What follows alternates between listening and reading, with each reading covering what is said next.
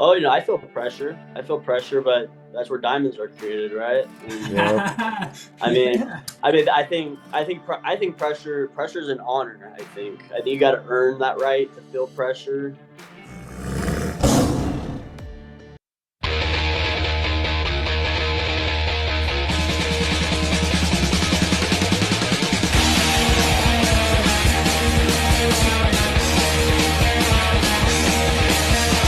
If you like to gamble, I tell you I'm your man. You win some, lose some. Yeah. Yes, sir. Damn, that's awesome. As That you was sick. know, on the Ultimate Man podcast, we try to bring you a guest every month that is the main event. This month, we got another one for you, and it's going to be a banger. Today, a wrestler who started out with a two-time Cal State University placer, two-time NCAA qualifier, and then he transitioned to MMA through a lot of great guidance and leadership. And now he's a full-on MMA fighter, as you just saw in the opening clip. Ladies and gentlemen, welcome to the Ultimate Man podcast. Our guest today, Dominic Ducharme. Welcome to the podcast, brother. What's up, man? How you guys doing? We are Awesome. fantastic. Welcome. This is exciting. And now I thought Coach Aaron and you really knew each other well from the gym that you train at, but apparently for the guys watching today, this is the first time Coach Aaron talks to Dominic as well, although you do know his father personally, so there's a bit of a relationship there, which is cool. So Oh yeah. welcome to the family, all of us. Small world. Yeah, Yep. I've absolutely. been beat up once or twice by Nasty Nate for sure. Oh, we all have. We all have. Oh yeah, yeah. I'm not alone. There you go. So the guys listening to the podcast, we've got a lot of MMA fans. We've got a lot of guys who really are working on their own personal journey in health, but they're looking for inspiration. They want a safe place to be, to hear the information, hear the stories and the real, relatable information. So we like to kind of find out who we're talking to and introduce you to them. So we always ask the first questions about personal background. If you're comfortable giving us that, Dom, like your age, your years of training. I know you've got your dad obviously as one of an influence, and then some experience with a coach that Aaron's worked with as well, David Terrell. So if you could give us a little background on all that and kind of lead us into the show and let everybody know who you are, that'd be wild. Yeah, man. So I grew up here where I'm living currently in Santa Rosa. And my dad, and Dave, like you just mentioned, they were friends long before I was even born. So, I mean, right off the womb, they had a relationship, and I was on the mats at 5. And me and Aaron we were just talking about it before the air. I actually didn't enjoy it when I was 5, when I was real young like that. But with my dad, he wasn't one of those where he didn't was like, I don't care if you don't like it, you're still gonna do it. He really left it up to me, and wanted me to enjoy it. And that didn't really happen until I was probably around 7, but I started liking it again. And I mean, with him and Dave being, the competitors and coaches they are, it's at that point you don't got a choice. Like, you're gonna be good if you're gonna continue this. So I did jiu-jitsu only for probably till I was about 10, and then that's when I made the transition to doing both wrestling and jiu-jitsu. And then after high school was over, I got a scholarship to Cal State Bakersfield, and then graduated in 2021. And while I was there, I ended up qualifying for nationals twice and won a Pac-12 title as well. So, and here we are. Yeah. Nice, nice. That's a hell of a transition too, coming through. You've got a lot of family there. Coach Aaron might even flash a few pictures of either David Terrell and your dad on the screen. Maybe sometimes we throw those up there so that our viewers can kind of get an idea of who we're dealing with. You've been in the camp of some pretty established MMA fighters, so you're coming from a long line of greatness, my man. I like it. Yes, sir. And Yes, sir. what drives you to fight? What's your main motivation?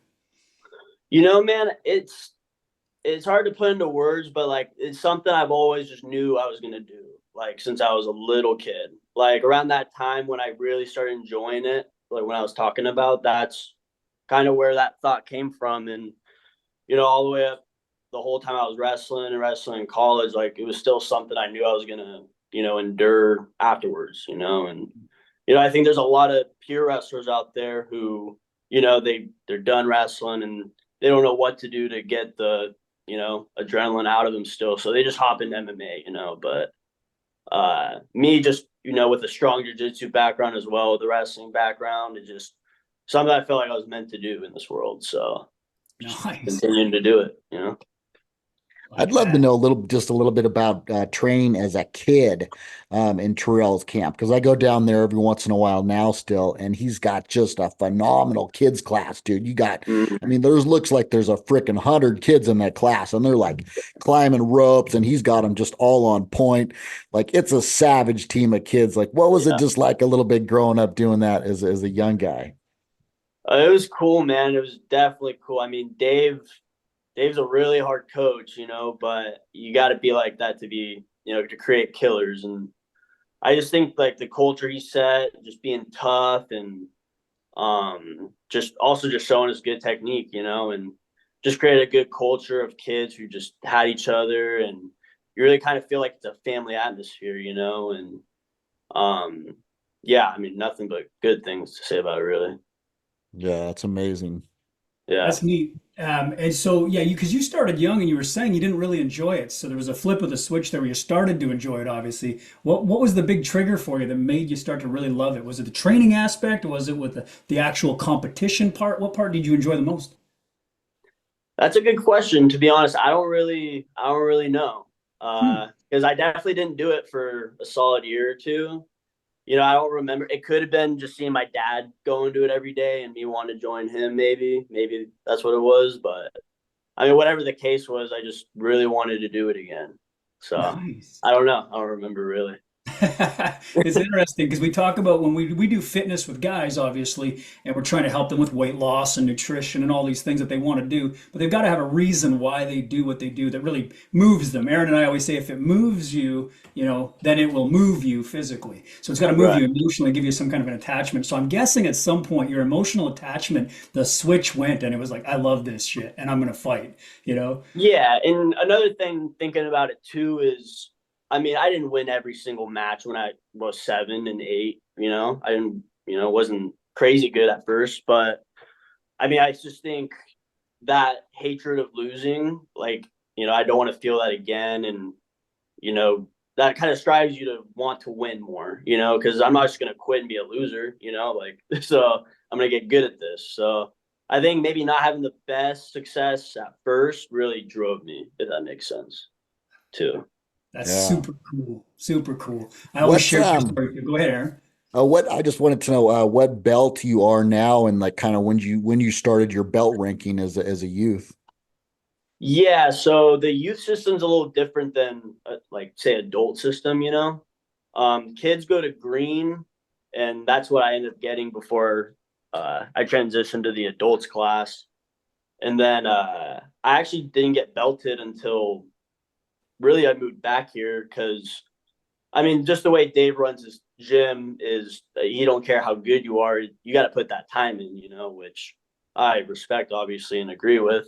Yeah. So I mean it wasn't really until I started moved back here a couple years ago that we started ranking me, and now I'm a purple after a couple years. Awesome. Yeah, I know how it is down there. I mean, it's like I trained down there for years, but I was just kind of off and on because, like I was telling you, I live like an hour and a half away or so. So I'd only make it down there a couple times a week. I wasn't really as consistent as he would probably have liked me to be since I was wanting to compete and fighting and stuff. So I never even, got belted down there, but I was still Mm. probably like, high blue belt level, and Yeah. I'd go to other gyms and like tap out, purple belts and brown belts occasionally. So I'm like, I'm not too shabby. No, definitely not. I mean, we got blue belts going to other gyms and tapping black belts pretty Yep. regular.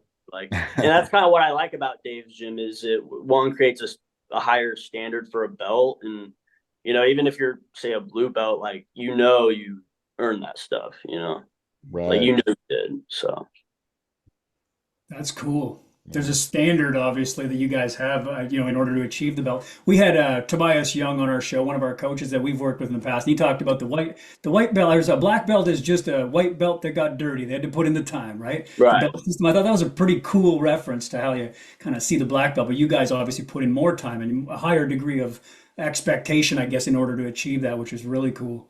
So not every black belt is equal, I guess. There's a certain amount of what you've done to get to that, and your path, you guys really make it a good, like a long experience-based path. I like that a lot. That's cool. You talked a little bit about the beginning. You were saying you didn't win every fight at the beginning of it all, and I share my story too. I lost like my first 11 amateur bouts in boxing, and it sparks something in you. So when you finally do win, the victory is so much sweeter, right? Yeah. And you just get fired up. You're like, this is what winning feels like. Now I'm addicted to it. Maybe that's the switch to flip for you. But I was wondering if Aaron and I could find out if you're willing to share. We had it in our notes to ask you maybe a little bit about your record in MMA or kickboxing, and if you could share any of that with us. Do you remember your record at this point, or how does it work? Yeah, yeah. So I'm as an amateur, I'm 4-0, and as a professional, right now I'm 1-0. Oh, cool. Nice. I'm gonna make some notes as I go here, just so I get these all down. 4-0 amateur and pro. What 1-0. organizations have you fought in for the amateur so far? For the amateurs, I fought in what was it? What's that one in San Francisco? Uh, Dragon something or other? Dragon House. Dragon House. Right, yeah, I okay. fought in Dragon House. And then I had fought a couple times for A1's Amy show.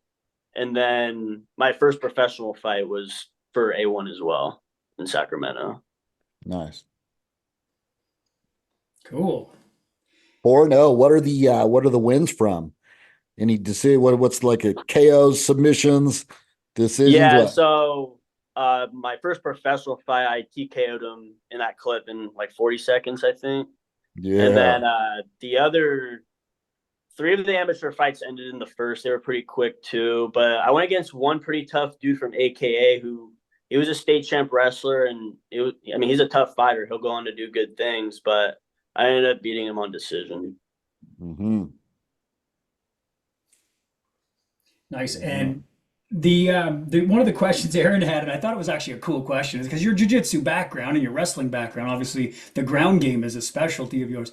Do you have a favorite submission move that you prefer to go to? And we don't want to give it away if any opponents are listening tonight. But do you have any go-to submissions or favorites that you maybe even enjoy just in training?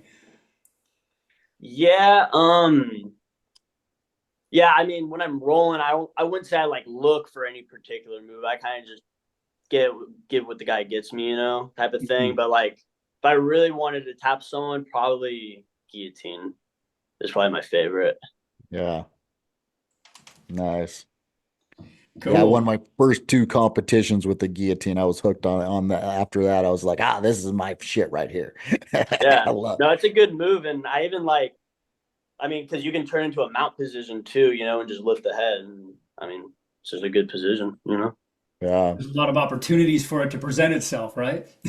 Yeah, I mean, I would say so. Yeah. Yeah, we've seen people pull it off standing. We've seen them in ground. It's just one of those easily accessible when the guy sticks his neck out. So that's Yeah. super cool. One of the other things we want to know is, do you have a fight coming up right now? Are you in the process of training for something specific right now? Yeah, so May 18th, fight night at the Tech at SAP Center, San Jose. Uh, yeah, it's gonna be Scott Coker's new promotion. And yeah, it's gonna be a really, really good venue. Excellent. Yeah, we'll be sure to put like a. Do you have like a ticket link or something that we could put in our show notes where they could get tickets to that? Yeah, yeah, absolutely, Sweet. Cool. absolutely. Cool. I was gonna send to you guys also, and then if anyone's watching too on my Instagram, Dom_Duharme. It's in the bio on there as well. So Nice. Perfect. Cool. We can also share the link to your Instagram if that's cool with you in the show yeah, notes type stuff, and make sure everybody absolutely. knows where to find you and how to become a fan and follow you, which is super cool. Appreciate it. Now, knowing you've got a fight coming up, you said May 18th, right? Yeah, Have they already selected an opponent? You know who you're training for? yeah, yeah.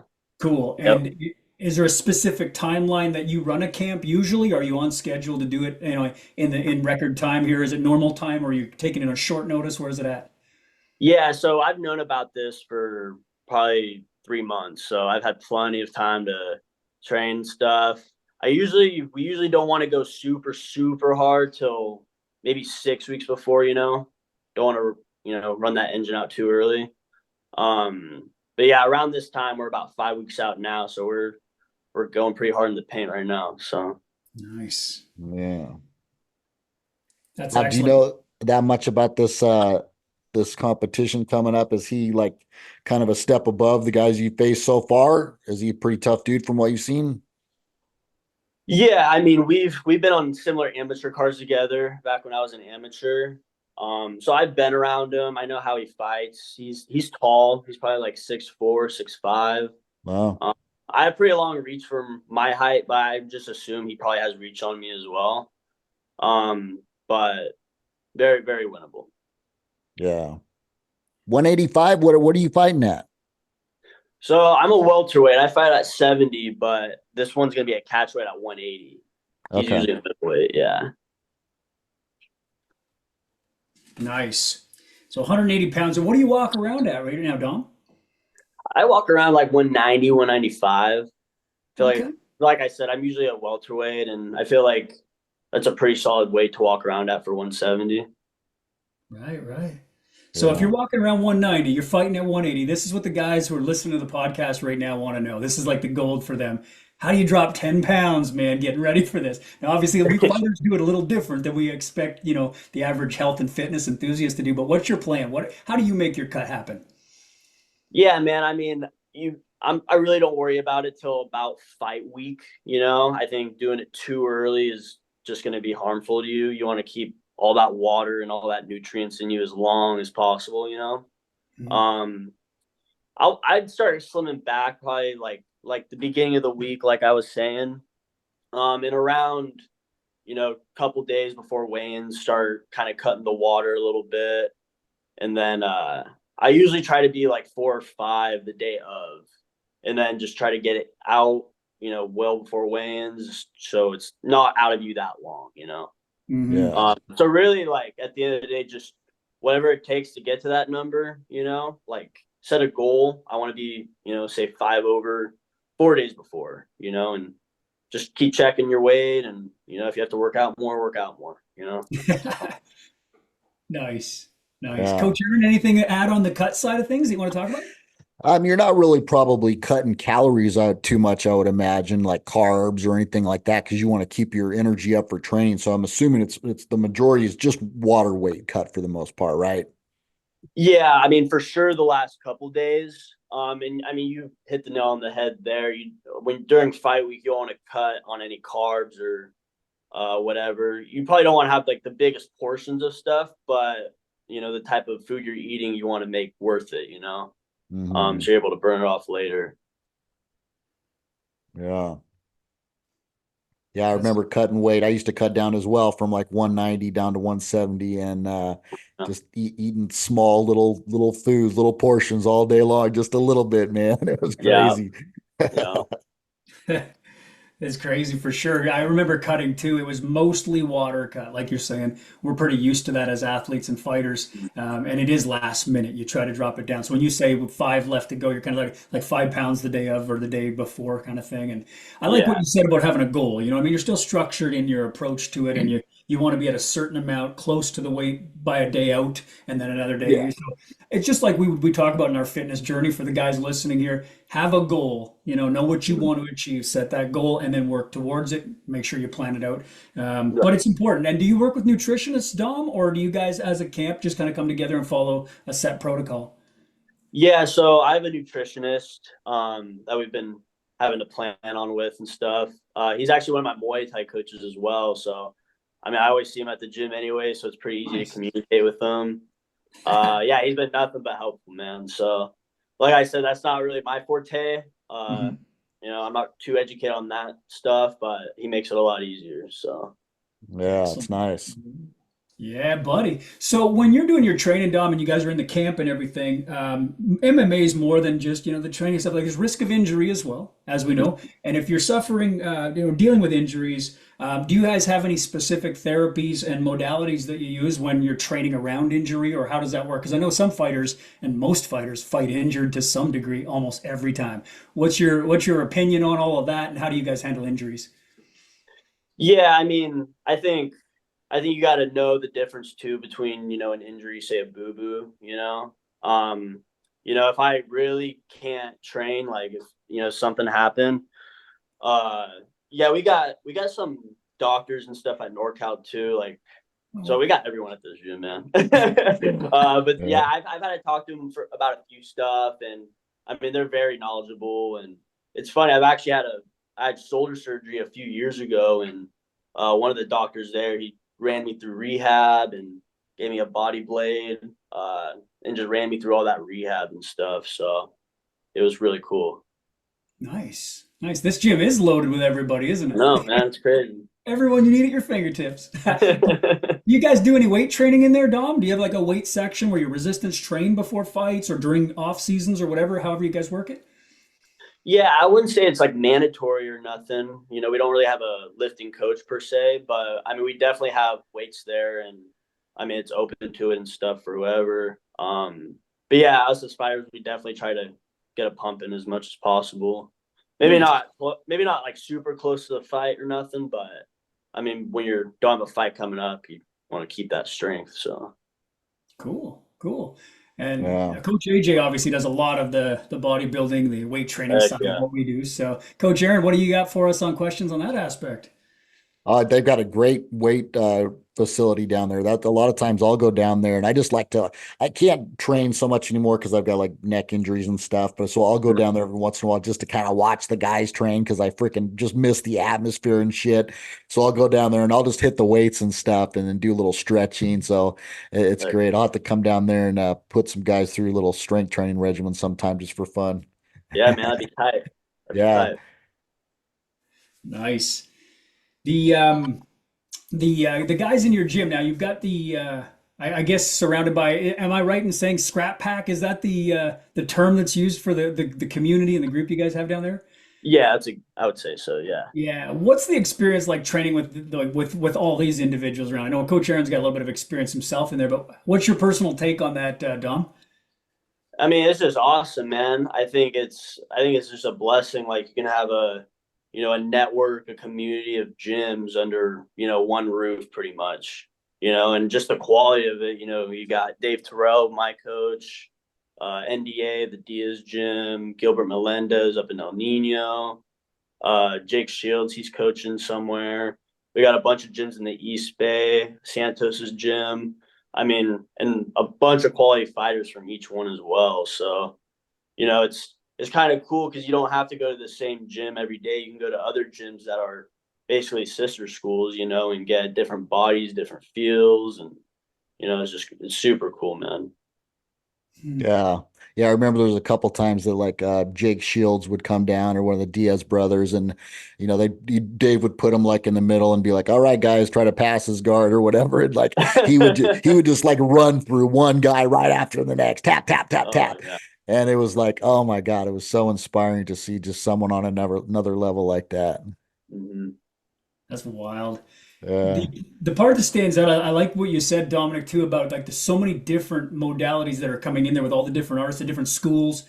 Some of them striking backgrounds, some of them, grappling backgrounds, and it gives you a chance to really become a well-rounded MMA fighter. I think that's really important. We still carry this over into our own world of bodybuilding and weight loss and everything else too. There's a lot of different modes that we use to get in the best shape we can, and it's trying to find balance in all of it. That's the hardest part for most people. Making time to do things is always a struggle for people. How do you make time for MMA training at the level you're at and still balance a lifestyle outside of this? Like you've got friends and family you try to spend time with. How do you control the balance of all this? Yeah, man. Thinking about it, I think it's just a part of your lifestyle. I don't really look at it as making time for it. It's just part of my lifestyle. So I mean, just with any habit, if that's part of your lifestyle, you're not thinking about doing it or not doing it. You're just living life. It's just how I roll, Yeah. huh? Just another day in the life, right? Another day, another dollar, brother. That's awesome. I know a lot of people struggle. The guys listening to the show will be like, "Yeah, but I'm not motivated, man. I can't get up and get going. I'll get on the couch, I'll start watching Netflix or whatever, and the next thing you know, I'm binge watching something, and I miss my time to go to the gym or whatever." And I mean, you guys obviously have gym times that are scheduled that you can go. The gym's open. It's not 24 hours or anything, is it? I don't know the difference there if it's for MMA No, gyms. no, it has a time range. It's from like 4 to 8 something, But Right.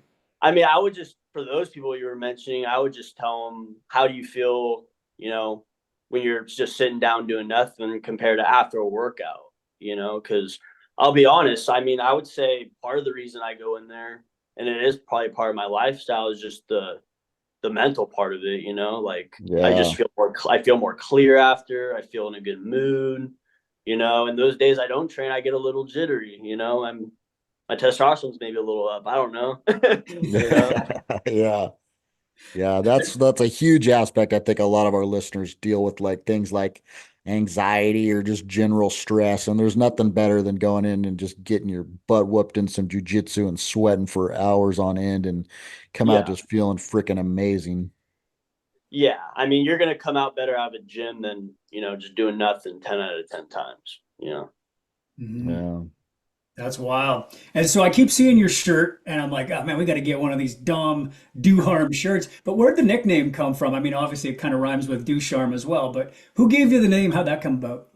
Yeah, my college coach, Cal State Bakersfield, Luke Smith. He just first year he coached there. He's really into WWE, so with all those nicknames and stuff, he just thought Ducharme would flow well. And I mean, this was back like 5 years ago too. Like he was calling me Duharm. Like he never told me by my real name. It was just Duharm, get over here. Like Oh wow. yeah, he Okay. would always call me Duharm. So when I started doing MMA and I had to pick a nickname, I just that rings, it flows. Totally. So Yeah. Totally. So it came from back, way back, way back. way back, yeah. Guy was innovative. That's awesome. Right? Right? That's cool. So the nickname stands. Now, do you hear? Yeah, I mean, do you have a dream organization that you want to end up in, or maybe we could throw some names around there? I mean, obviously, some of your pack have fought in the UFC before. Is that something you want to head for? Is that a goal of yours, or where's your aspiration? Where are you headed? Yeah, I mean, yeah, my whole goal is to be a UFC champ for sure.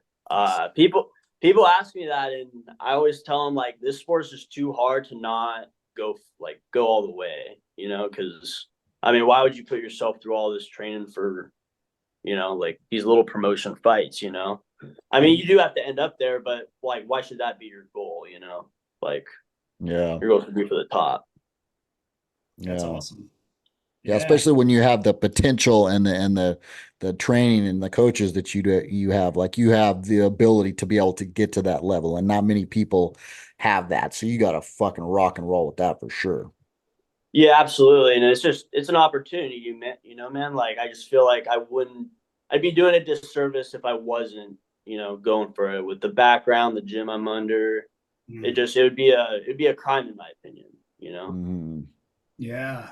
You know, that's interesting too. I'm going to go on that thought for a second, Dom. Do you feel pressure because of the lineage that you have, the people that you're surrounded with? Do you feel a personal pressure to perform, like almost like if you don't perform your best, you're going to fail or let them down, and that's going to be hard for you to deal with? Like, I mean, if we dive a little bit into how you look at it, do you feel Yeah. an extra amount of pressure? Oh, I feel pressure. But that's where diamonds are created, right? And Yep. I mean, Yeah. I think pressure's an honor. I think you got to earn that right to feel pressure. And I just think you can't let the pressure get to you. I think there's a difference, but I think you should feel a little bit of pressure, a little bit of nerves. And more than anything, it's really just how you channel that energy. You can let it consume you. You can let it, explode with it, or you can put it on your opponent, you can put that Yeah. energy on them instead of yourself. So that's kind Hmm. of how I like to look at it. That's cool. Channeling that energy and turning that pressure into positive, right? Yes, sir. Yeah. That's really good. And we've heard that from some of our other guests in the past who've talked about that as well. Adversity and stress and turning it into a motivator rather than Mhm. making it your tombstone the end of the day, right? Right. That's a great mindset, man. I think fighting just really is a mindset in itself, right? They always say fighters are a different breed. You know, these are people that It's true though. just It's can't relate to these for kind of sure humans. true. Yeah. Fighters are from a different planet. It's crazy. But yeah, it's very cool. Um, there was another question I wanted to ask in regards to the UFC stuff. As you were talking about wanting that to be your goal, are there any fighters that you kind of relate to, like you see yourself in, or maybe kind of consider stylistically someone that we could kind of say that's kind of how Dom fights, and that's kind of where Dom's headed as far as like a comparable, like if you had I guess what's the word I'm looking for, like a doppelganger who's already there, who would you most likely be like? Yeah, man. And I'm by no means comparing myself to this dude. Like he's obviously done way more than me, but I think my favorite fighter has always been Khabib, and I think more than just his fighting, because I do like his fighting style, and that's kind of how I envision myself fighting as well, like similar style. But just more so how he grew up. I mean, I wasn't necessarily wrestling with bears or, nothing like that, nothing crazy. But I mean, I I grew don't know. up I'd with. I'd say Nasty was a big bear, dude. That's true. You might be right on that. Yeah. Yeah, and I mean, just how he grew up with a bunch just killers around him, and just being brought up with those type of people, and a lot of heavy wrestling, good wrestling background. I kind of just his story and my story, I kind of see a little similar in some ways. Nice. Yeah. I'm making again a bunch of notes on this. One of the things Aaron and I have found every time we talk MMA with guys, they start to give us their list of fighters, and we start to see personality trait carryovers. And sometimes it's like a revelation. You're like, I didn't realize that's why I cheered for that guy, but I guess I do relate a lot. And Coach Aaron, it was some of the guys he chose were very aggressive, quick finishers, just all out. And I was like, that's how you are, dude. And he was like, you're right, I am. And I was more like scientifically stylistic and strategic, and I kind of idolized the point scoring and the Yeah. chess match of it all, right? Because that's kind of my style. And so you're talking about Habib's upbringing, and stylistically, the wrestling obviously was your early days, which is cool. Do you have any like stand-up striker styles that you do kind of like cheer for or idolize to some degree? Yeah, man. I mean, I love striking. I'm not trying to make myself sound like a just pure grappler or nothing. I love striking. It's grown to be fun for me and stuff, actually. It might be a cliche answer, but I really like the way Izzy Adesanya fights. I just think he's super quick. His timing's unreal. He's got that reach, and even me when I watch him, I'm not as long as him or nothing, but I do try to watch him and pick up on some things that he's doing and setups and stuff. So yeah, he's a real fun guy to watch, in my opinion. Yeah. Yeah. Nice. What do you think, Coach AJ? Have you got any questions in regard to UFC and things like that as we're on this topic? Yeah. Who's your pick for the BMF coming up here? What do you think about that one? Ooh, I gotta go. See, it's like what you guys were talking about beforehand. I think if it goes to decision, I think Max is gonna get him. But if because Gaethje's got a rocket for a hand, man. But now that I'm talking about it, I don't think Max really gets finished. So Never. He's never gotten finished. I'm gonna have to go with Holloway on this one. Right. Yeah. I got some support here. Sure. I felt outvoted earlier. Coach Aaron and a few of our guys in the Ultimate Man Project course that we're teaching right now, we're all voting for Justin in this one. They were thinking he's going to take it. So I was like, somebody's got to be on Max's side with me. And here it is. I got you, brother. I love it. I love it. It is going to be a hell of a fight, though. No, my God. undoubtedly. Either way, yeah. That's awesome. Have you guys seen recently a lot of teasers coming out or like trolls saying this fight's been canceled? Have you seen any of that? All over. Yeah. What's up with that, right? The trolls are trying to, I guess, just put the fear in everybody that this fight isn't going to happen. Well, I don't know. I don't know if it's troll because I did Google it. I think if I'm not mistaken, it was supposed to be a couple cards earlier, like maybe 2 or 3 cards earlier. On Google it shows the card, the prelim card, and all that. It definitely said canceled. Right. Mhm. That's what I saw I mean, too. I don't know what happened on either side, but I think Yeah, I think it was real. I started looking into it right away, and Coach Aaron brought it to my attention. I was like, "We got to find out what's going on here." And I checked Max's Instagram and his social media. I checked Justin's. There's no word of anything there. I checked Dana Really? White. He's still talking about the fights. I'm like, if nobody's addressed it on those camps, then it's got to be happening. So, so obviously it's this weekend, and today we're filming this. It is Thursday, but our episode comes out on Sunday, which means by the time our guys right now, who you are the guys watching this, the fight already took place, so if we were right or wrong. So that's going to be pretty awesome. We're making the live prediction here on a Thursday, just so you guys know. All right, ahead of the game. So that's pretty awesome. There's a couple other fights on that card, though. Did you want to talk about any of those, Aaron? The Pajeda main event against Hill. Yeah, exactly. That's a great one. Yeah, Pereira and Hill, and then what do we got? Oliveira is another good fight right there. The whole fight card's pretty damn good. Loaded. right? Yeah. I think it's interesting, and just to talk about Charles for a minute, because Dom, you're obviously coming from a big jiu-jitsu and grappling camp, and what are your thoughts on Charles, and what are his chances in this fight here against Arman? Man, I know I didn't mention him or nothing, but he's definitely one of my top fighters in general to watch too. He's always been a fan favorite of mine. Um, Sarukian's tough though, man, and he's younger. He's been on a streak, and I think momentum's a big thing in this sport. Um, but it's so hard to count Oliveira out, man. Like even during the fight, that dude could get rocked in the first round, second round, and end up finishing you, a second later. So Yeah. I mean, it's hard to tell with him. But if I was a betting man, I think Sarukian might get it just because of his momentum and him being younger. A little bit of age on his side here. Yeah. That's cool. And I think that when we talk about the story, Charles has such a great story. We talked a little bit earlier about it, like his early days where he wasn't nearly as competitive and just dominant as he's become later in his career. It's really showing the age, the wisdom, the experience all coming in, timing in his life. And I mean, just pretty cool. And your story, as you share it with us today, I kind of see you taking that same path, brother. Sounded like you started out with that rough go in the beginning. You were dominant in your wrestling, but now it's starting to come around. You're surrounded by some great guys and even people like AJ here, our coach Aaron, just good community, man. And we always say the people you surround yourself with, you become a part of, and that's important. I think your tribe is a strong and dominant one. You've got a legacy there. Coach Aaron, where do you want to go next with any specific question for Dom? Bo Nichols, what do you think about Bo? He's another fellow wrestler. I'm sure you probably followed him a little bit. He's a stud, right?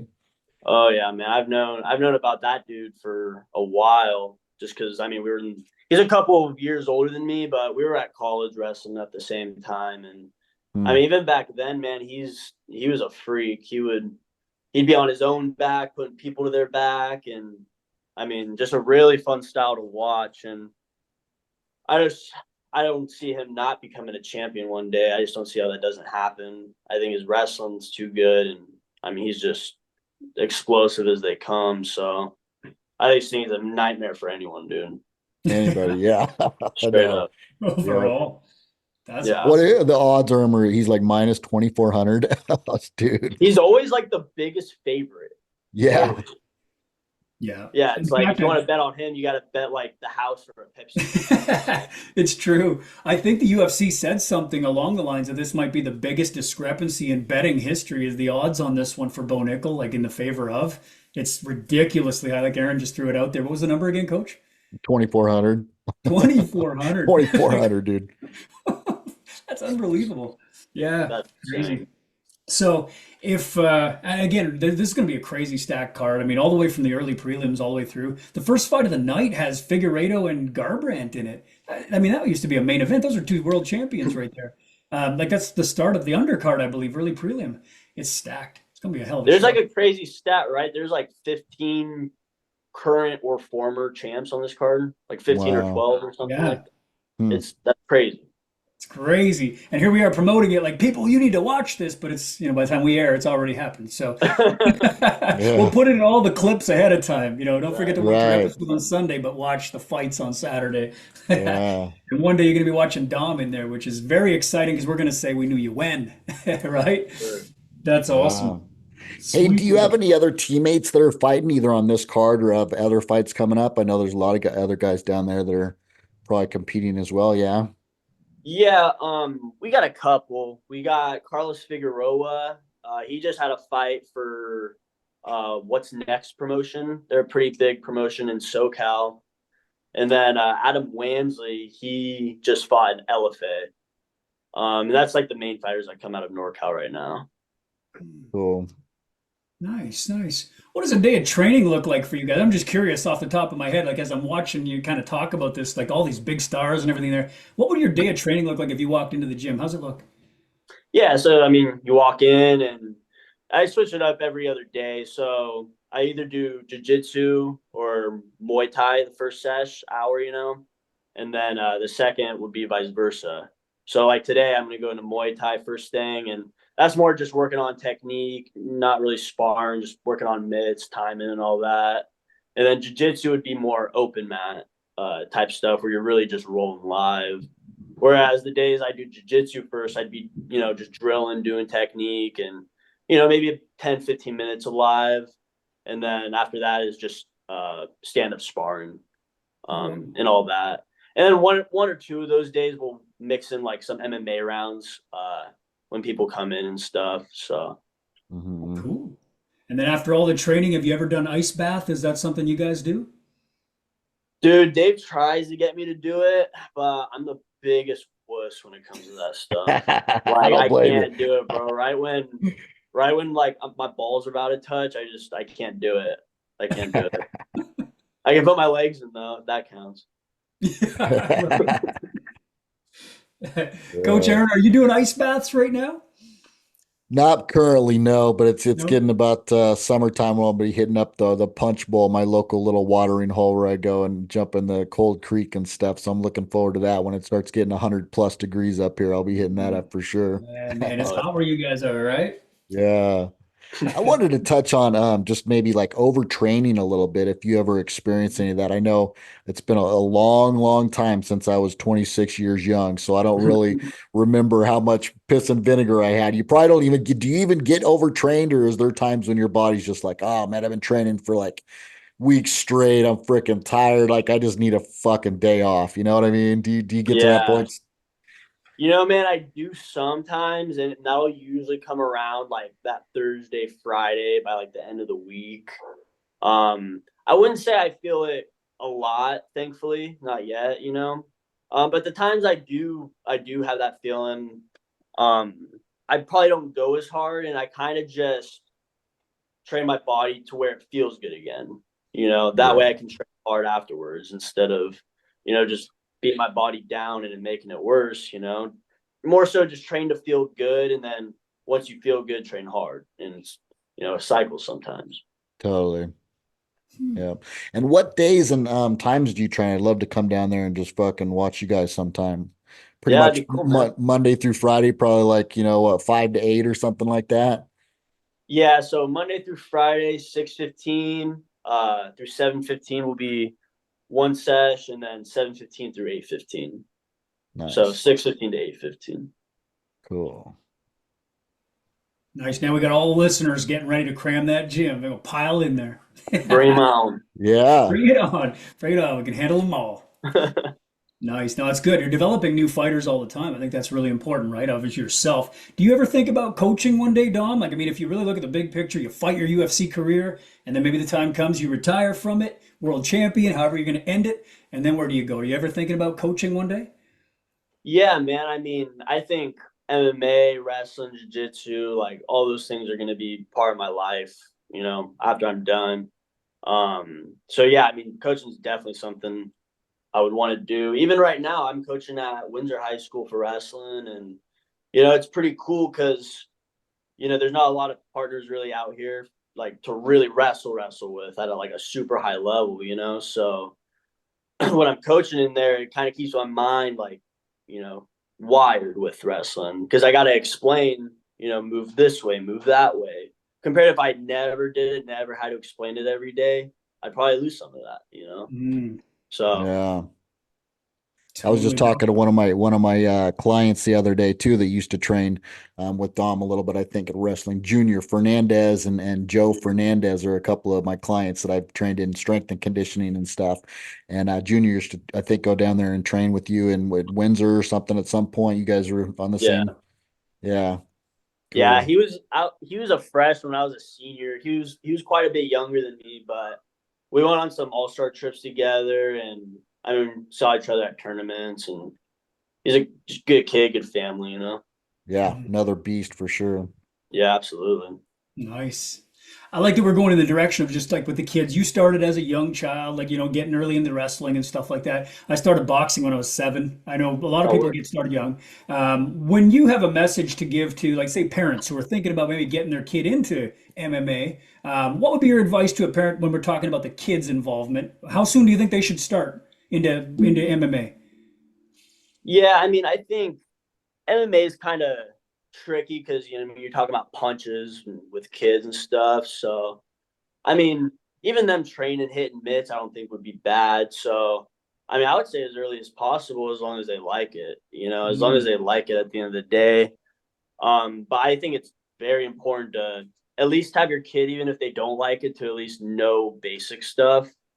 Because I mean, the day and age we're living in, man, like you gotta learn how to defend yourself. So I think it's just, even if you don't want to go far with it, you don't want to make it, a career or nothing, you should still at least know some stuff.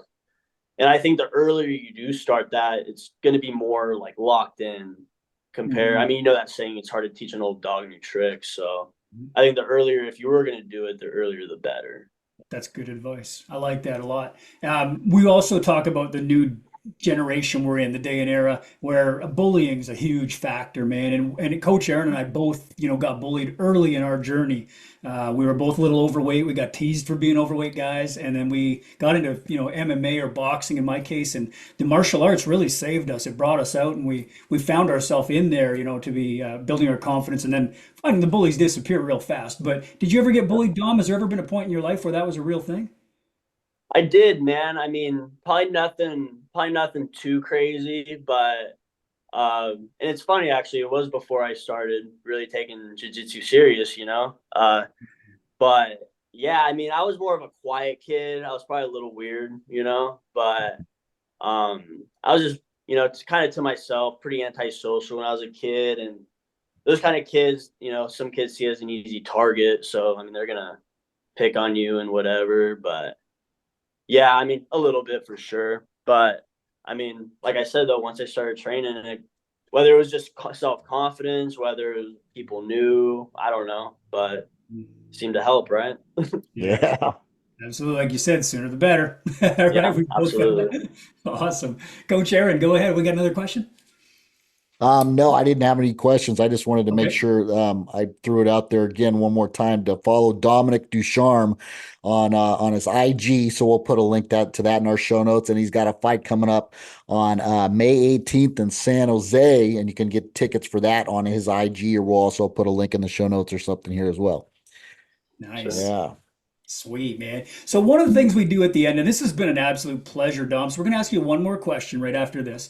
But I just want to say thanks for being here, man. It's been an absolute pleasure getting to know you. I can't wait to, I'm Thank you. already following you on Instagram already. I just can't wait to see more and more of your development and be able to cheer for you. I mean, we watch these UFC fights and stuff. We want to see you on there, dominating, man. So just thank you for Appreciate it, being here and man. sharing Thank with you. us. Yeah, buddy. And so the last question, the one we ask before we always go, is if we handed you the mic and said, listen, man, you're going to leave your mark right now to the world. It's going to be on video. It's going to be recorded for the rest of whenever, right? It's out there in the world. What would you tell any guys out there who are looking to become the ultimate version of themselves? And most of our viewers are over 40, and I know that that's obviously not your age, but you could speak to guys your age and you could speak to these guys over 40. What would be your message? What, like, two or three things would you tell, for guys? What would be your rules to become the ultimate man? How would you phrase that? And the mic's yours, brother. Take it away. Yeah, man. I think you gotta find whatever you're passionate about. Maybe you don't find it right away, but you gotta really find what you're good at, what you're passionate about, and I think really just make that a big center of your life. Find what you're passionate about, and make sure you got good family and friends around you. I think having a good community around you, no matter what your friends or family, is a big part, because I think those people help you stay accountable. If you have the right people around you anyway. And yeah, I mean, just that support system too. I mean, it's hard to climb alone. So I think having those two main things helps a lot to become your ultimate self. Nice. Word. Word. That's awesome, man. There's no right or wrong answer there. That is Dom speaking from the heart right there, and he's bringing it Yes, to you sir. live. Ultimate Man podcast. I love it. This is what we do. Aaron and I love doing this. We love seeing people like yourself come on here, share your story, tell us what your future looks like, so we can be part of it, man. It's a great Appreciate it, community man. for us all to have that. Yeah, absolutely. Coach Aaron, any final closing thoughts for Dom and for all of our viewers? Follow Dom. Follow Dom. He's an absolute beast. He's about ready to become a legend, and For sure. watch his journey, man. I can't wait to watch it unfold myself and come down there to NorCal and watch him do some training. So I'm really Sure. looking forward to meet you in person, brother, and good luck on your journey, dude. Appreciate that, man. Thank you so much for having me, guys. It means a lot. Been Pleasure. awesome. It's been awesome. And I think we'll roll that clip one more time from the Instagram. We might even put that in the edit or whatever if Coach Aaron's got it, because that ground and pound was nasty. That was awesome. What can we expect in the next fight? Have you got a kind of a prediction of what you're going to be pulling off? What can we expect from you? How do you foresee it going? Yeah, I mean, I'm not big into this round, this time or nothing, but I mean, I definitely see it being fully controlled on my side, whether it's a stand up or on the ground. And I mean, I definitely see myself finishing them. So Nice. I think it'll be a controlled finish overall.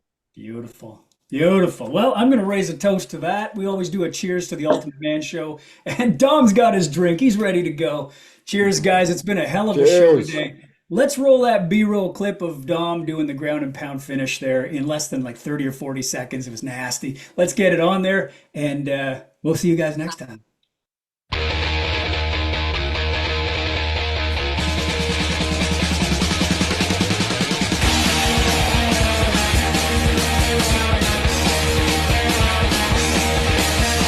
If you like to gamble, I tell you I'm your man. You win some, lose some. And on that note, boys, bring it in. Yeah. Yeah.